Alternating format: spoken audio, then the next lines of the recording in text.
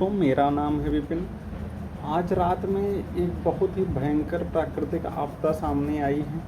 पता लगा है इसका। वेनेजुएला और जापान में बहुत ही तीव्र भूकंप के झटके महसूस किए गए हैं, जिससे बहुत ज़्यादा भारी तबाही आ गई है। 24 घंटों के अंदर दोनों स्थानों पर बहुत तेज़ भूकंप आए।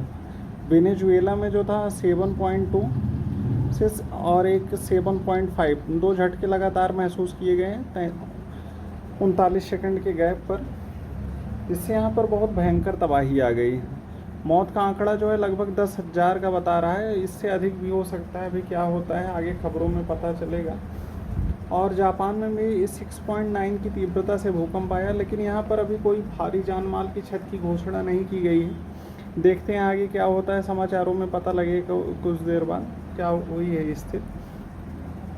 देखते हैं। ये जो वेनेजुएला का भूकंप आया है, ये 7.2 और 7.5 की तीव्रता से 39 सेकंड के अंतराल पर बैक टू बैक आ गया। और इतनी ज़्यादा तीव्रता का भूकंप जो होता है अक्सर भारी तबाही का ही प्रतीक होता है। और ये भूकंप वहाँ की राजधानी जो कराकस है वहाँ पर आया है मुख्यतः। तो इससे क्या हुआ, बड़ी बड़ी बिल्डिंगें सब तबाह हो गई, सब कुछ गिर गया।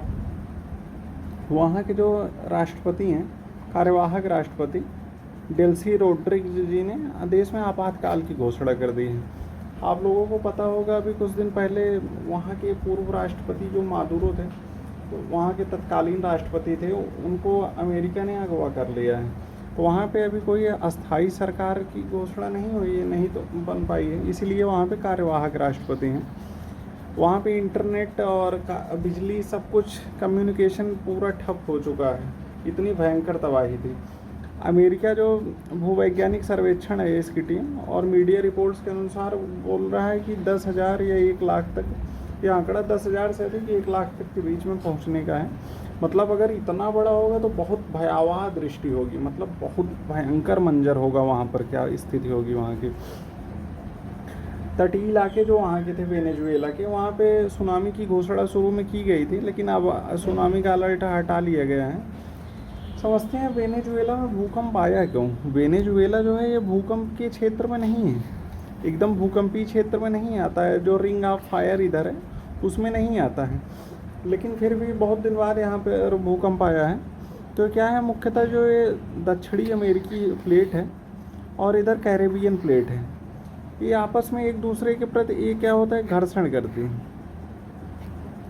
अब घर्षण जब बहुत ज़बरदस्त हो जाती है दोनों प्लेटों के मध्य, तो उसी से भूकंप आ जाते हैं। इसमें हुआ क्या कि यहाँ पर कैरेबियाई प्लेट जो है और दक्षिण अमेरिकी प्लेट सापेक्ष एक दूसरे के पूर्व की ओर सर्कुलर या क्षैतिज रूप से खिसक रही थी। यही जो मैंने आपको बताया। इस सीमा पर सैन सेबेस्टियन और बाकोनो जैसी प्रमुख फॉल्ट लाइन्स हैं, दरार हैं, जो ये आपस में सरकती हैं तो बीच में दरारें बन जाती हैं। तो ये दो प्रमुख दरारें हैं। इसी में जब घर्षण इतना अधिक फॉल्ट में लाइन में हो जाता है, बहुत ज़्यादा तेज़ घर्षण, तो उसकी वजह से भूकंप आ गया। और ये बहुत भयंकर तबाही के रूप में इस बार आ गया है भूकंप। और जो जापान में भूकंप आया है, ये 6.9 की तीव्रता से आया है। जापान में ज़्यादातर भूकंप आते रहते हैं, लेकिन वहाँ पर बहुत जब तेज़ भूकंप आता है तो सुनामी का रूप आ जाता है, सुनामी आती है जो। तो क्या होता है कि उससे बहुत ज़्यादा भारी तबाही होती है इस बार। लेकिन सुनामी की अभी घोषणा जापान में ऐसा नहीं किया गया है कुछ। देखते हैं, ना हो भगवान की कृपा से। इस बार जो उसका केंद्र था ज़मीन से 50 किलोमीटर की गहराई पर था, इसीलिए थोड़ा कम चांसेस हुआ। जब थोड़ा और ऊपर होता है तो सुनामी के चांस ज़्यादा बढ़ जाते हैं। और जो टोक्यो तक कंपन जो इसका था, पूरा झटका बहुत तेज महसूस किया गया, क्योंकि ये उत्तरी क्षेत्र में आया था, तो राजधानी उधर ही है। लेकिन कोई अभी बहुत ज़्यादा नुकसान की चर्चा नहीं है। देखते हैं आगे वहाँ का प्रशासन क्या बताता है, क्या होता है। लेकिन जो बुलेट ट्रेन है वहाँ का, शिंकानसेन बुलेट ट्रेन, ये सब सेवाएं अस्थायी रूप से रोक दी गई हैं, क्योंकि मान लीजिए अभी फिर से झटके आ सकते हैं या कहीं पर डैमेज हुआ हो, आगे रेलवे लाइन कुछ भी फॉल्ट हुई हो। अभी पूरी जानकारी नहीं है जब तक पूरा सर्वे ना हो जाए। तो यहाँ पर अभी कोई जान माल की विशेष क्षति नहीं है, ठीक है। लेकिन झटके बहुत तेज आए हैं 6.9 की तीव्रता से। देखते हैं क्या है, क्या स्थित जापान में हमेशा भूकंप क्यों आते हैं। इस बार जो है ये इसके उत्तरी क्षेत्र में आया है। जापान की स्थिति ये देख रहे हैं आप, रिंग ऑफ फायर, जो पूरा 50% से अधिक भूकंप यहीं आते हैं क्षेत्र में। तो इसीलिए दुनिया के 20% भूकंप जो हैं वो जापान में आ जाते हैं।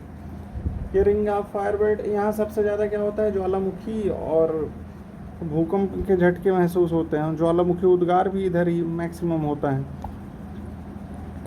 ये आया क्यों, इसका कॉन्सेप्ट क्या है। देखिए पहले आपको पहले बात पता ही होगा, जो ये पृथ्वी है हमारी, इसकी भूपर्पटी है, जो भूपर्पटी में 100 किलोमीटर से 200 किलोमीटर के बीच में एक क्या होता है, दुर्बलता मंडल पाया जाता है। ये तरल अवस्था में होता है, अर्ध तरल। इसी के ऊपर ये पृथ्वी की जो प्लेटें हैं ये तैरती रहती हैं, चलती रहती हैं। तो प्लेटों में आपस में क्या होता है, टकराव होता है। अब टकराएंगी प्लेटें तो दो स्थिति होगी, जो भारी होगी वो ऊपर चली जाएगी, जो भारी होगी वो नीचे चली जाएगी, जो हल्की होगी वो ऊपर चली जाएगी। तो इसी से वलित पर्वत बनते हैं, इसी से ट्रेंच भी बनता है। लेकिन जब इतनी बड़ी बड़ी प्लेटें हैं आपस में एक दूसरे से जब टकराती हैं तो इससे क्या होता है, बहुत ज़्यादा भूचाल आता है। तो वही क्या होता है, जब लॉक धीरे धीरे ज़्यादा बढ़ जाता है, ज़्यादा गए तो वही भूकंप के झटके। और जब ये प्लेटें नीचे चली जाती हैं, ज़्यादा दुर्बलता मंडल तक पहुंच जाती हैं, तो क्या ये ज्वालामुखी के रूप में बाहर आ जाती हैं। और यहाँ पे यही हुआ है।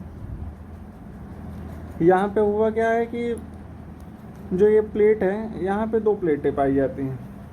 क्या है ये, उत्तरी अमेरिकी प्लेट जो है, उत्तरी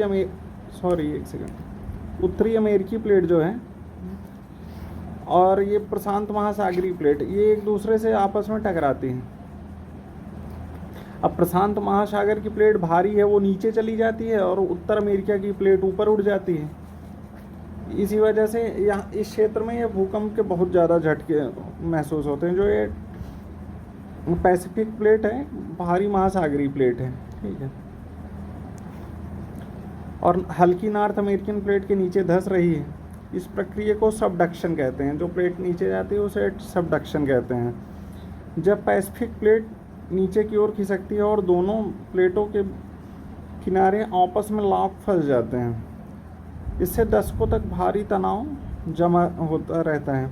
और जैसे ही यह अचानक टूटता है, संचित ऊर्जा भूकंपीय तरंगों के रूप में बाहर आ जाती है। क्या होता है, दोनों एक दूसरे से टकरा रहे हैं, एक स्थिति तक ये सहन शक्ति रहती है, उसके बाद फिर नई आकृतियों का निर्माण होने लगता है। तो उसमें क्या होता है, बहुत ज़्यादा उथल पुथल होती है, उसी से भूकंप आते हैं। ये जो ओखोटस्क माइक्रो प्लेट है, इसी क्षेत्र में जापान पाया जाता है। तो इसीलिए यहाँ पर भूकंप की तीव्रता बार बार बनी रहती है हमेशा, और तेज भूकंप आते हैं और अधिकतम आते रहते हैं हमेशा, बारंबारता बनी ही रहती है। ठीक है दोस्तों, जो नया समाचार होगा, इससे रिलेटेड अपडेट होगी, हम आपको बताते रहेंगे। देखते हैं, लेकिन ज़्यादा क्षति ना हो, क्योंकि दोनों देशों में बहुत भारी तबाही है, तो जान माल की भी बहुत ज़्यादा क्षति हो जाती है। इससे देश विकास में पीछे हो जाते हैं और लोगों को भी अपने क्षेत्रों से पलायन करना पड़ता है, और जो जान की क्षति होती है वो होती है। Thank you class. आज का न्यूज़ यहीं समाप्त हुआ। जो आगे इससे जुड़ी अपडेट होंगे हम आपको देते रहेंगे। Thank you.